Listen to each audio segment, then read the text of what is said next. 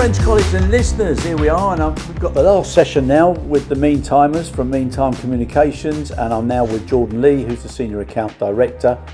Jordan, lovely to meet you. Good to be with you. Okay, and we're just briefly talking there about a bit of your past, and I'm talking about the move from Westminster and politics to Meantime. So just let us know a little bit of how did that happen, and why are you pleased you made the move?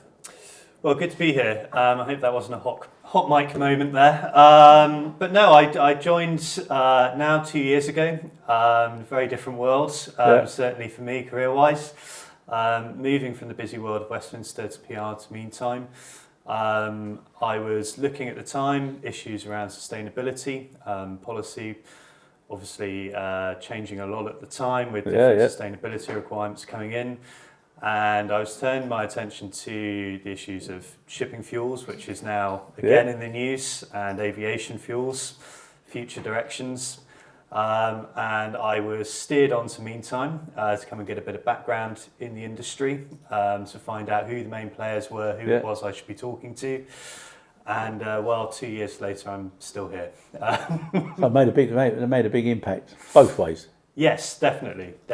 And what was it that opened your eyes or thought to yourself, right, this is where I'm going to anchor? Well, I think a couple of things.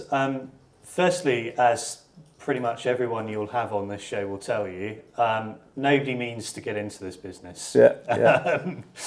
I had very little idea of just how pivotal it was to everything before joining. But I see now from this position that actually it was behind everything I was trying to do. So whether it was the renewable energy projects I was trying to make easier to build, or the fuels of the future we were talking about, it's all underpinned by the logistics industry. That sort of got me interested, I think. I think other benefits to me, I like the clients as well, as in the people. I found all of them to be incredibly friendly.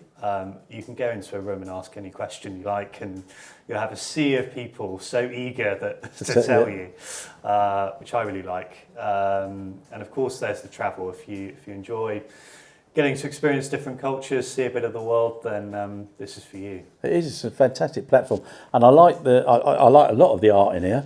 But those three signs there: anticipate everything, assume nothing, and expect anything. That's about right. That's pretty good, huh? Yeah. There's a T-shirt in the making, if ever there was. Now, what I want to ask you, what skills or experiences from politics have actually helped you most in the world of PR and communications? Good question. A few things, I think. Number one, as you've just said, you have to anticipate everything. So always being on your toes is number one, being responsive. And having a plan for when things don't go to plan. So knowing who to call when something goes down or something unexpected happens. I think that's number one. Another thing I'd say, it's all about storytelling. Good politician is somebody who can tell a story and explain what they're doing and why they're doing it. The same is true of a business, I think. You deal with people you know, you deal with businesses you trust. That's our job, is to try and deliver that trust, to try and build it. You get that through a steady drumbeat of whether it's press placements or speaking about certain issues, so you're associated with having that expertise, being a thought leader in a particular space. So I think that's another part.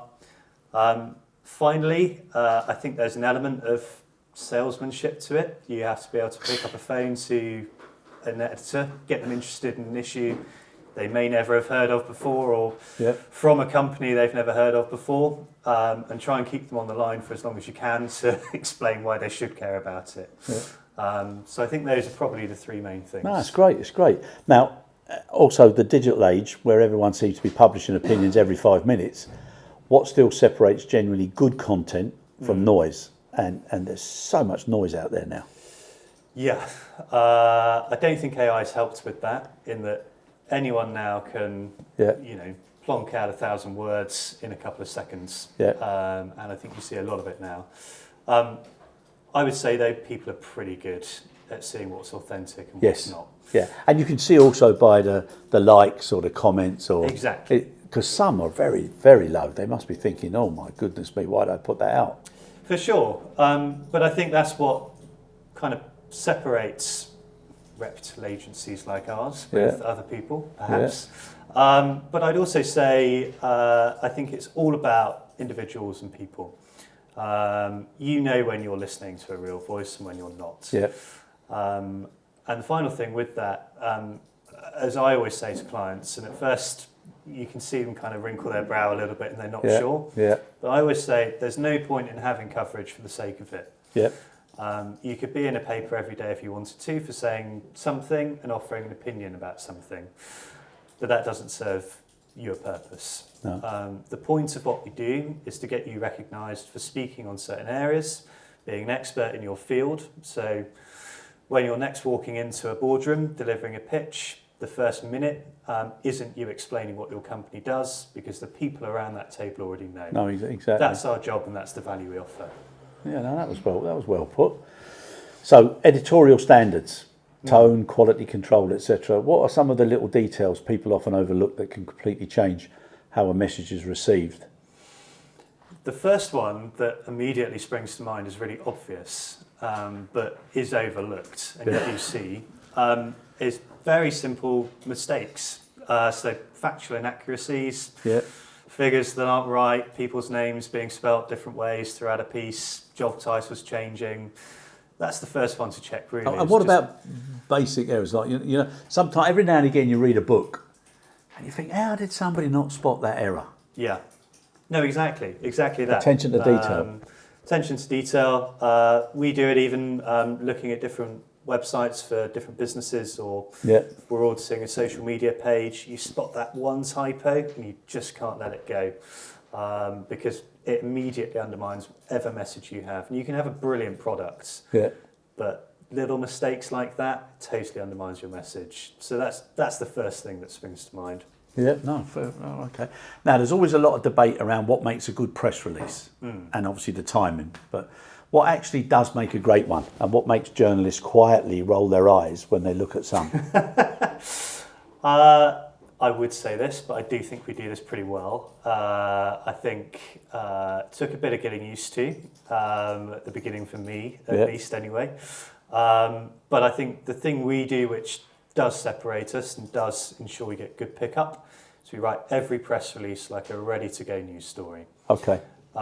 So we're cutting out the marketing talk where we're saying we're the best ever, whatever it might be. That immediately turns an editor off. They're not going to pay attention to that. I think the other things to bear in mind too is simplicity. So actually, sometimes you can lose the story a little bit if you've been on it for too long. You have to go back to basics and think, what is it? What is the headline here? What's the main kind of message we're trying to get across? And finally, I think there's something within the structure of a press release. Increasingly important with AI, by the way, which I know you've spoken a lot about recently. But now with these large language models, the second most used source is press articles. Really? So that's what makes, and press releases as well, in terms of those language models, get particularly good pickup. So it's one of the reasons companies out there should be paying attention to what their press releases look like, and how they'll be interpreted. So I think that's another kind of thing to bear in mind. And I was talking earlier with Roseanne, and we were talking about, I made a comment about the DNA of your sort of like, it's almost like a poster, you know, wanted poster.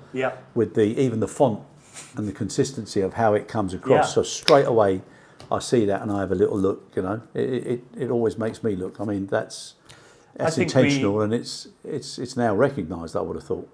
I think we do, even with emails landing in people's inboxes. I've had it from editors before who've said, we actually don't like working with PRs normally.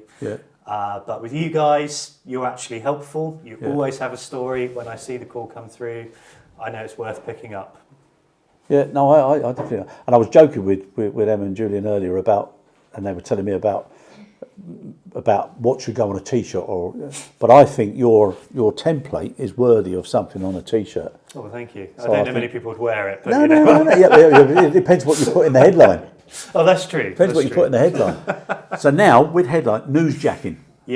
Okay, so it's become a huge part of modern communication.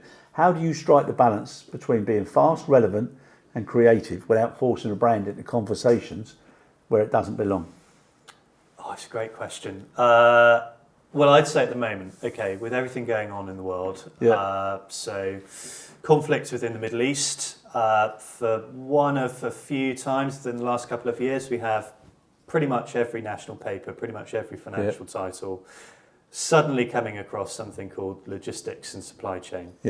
And we're in a very unique opportunity to be able to land in those titles where previously we'd find it pretty difficult for explaining quite basic terms.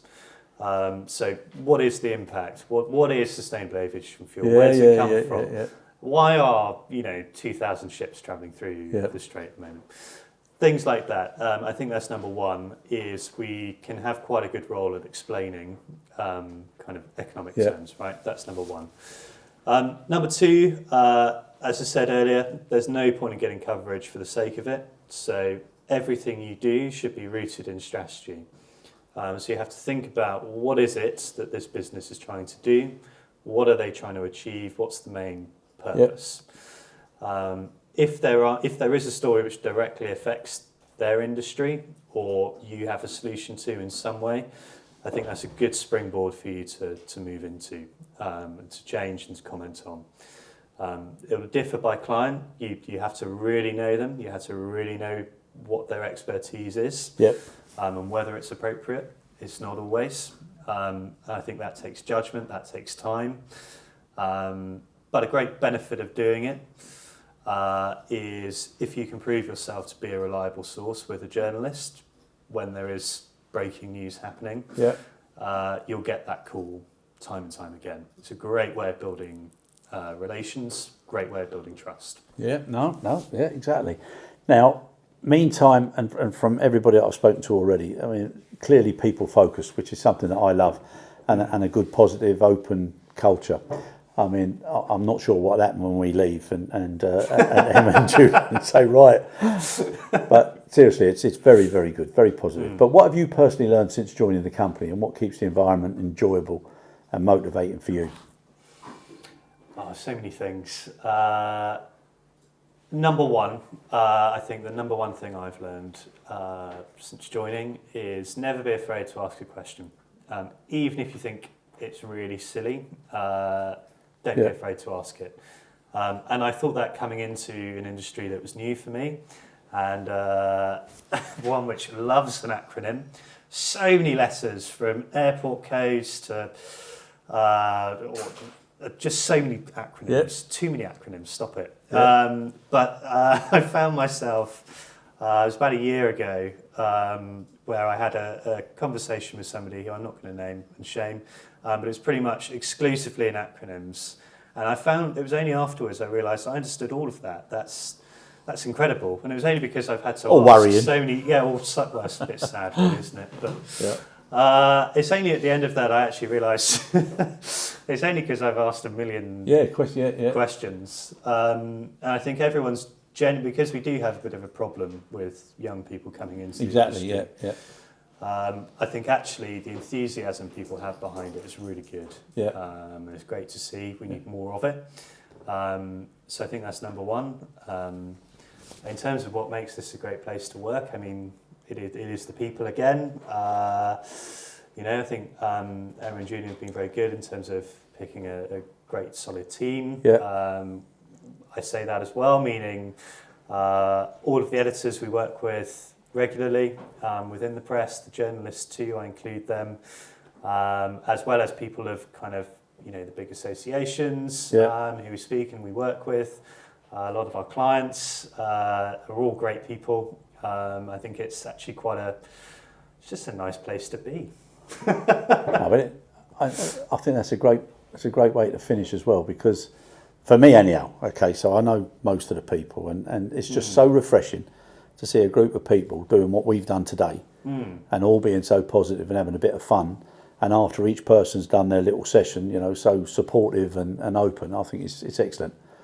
You've queued me up for a round of applause. I've read it. Exactly. I think everybody in the background should give you a round of applause now. You can edit that there, afterwards. no. We should keep that. And I know there's somebody trying to give you something or ask you to do something. I'm not sure who it was, but they were going to do something a minute ago. It must be important. The stage directions. It must be. I'll handle it later. There you go. Such an open communication style here. I think that's brilliant. We'll keep that one in, Emma. Thanks very, very much. Really appreciate it. Good to see you, Chris. Well done. Thank you. Thank you.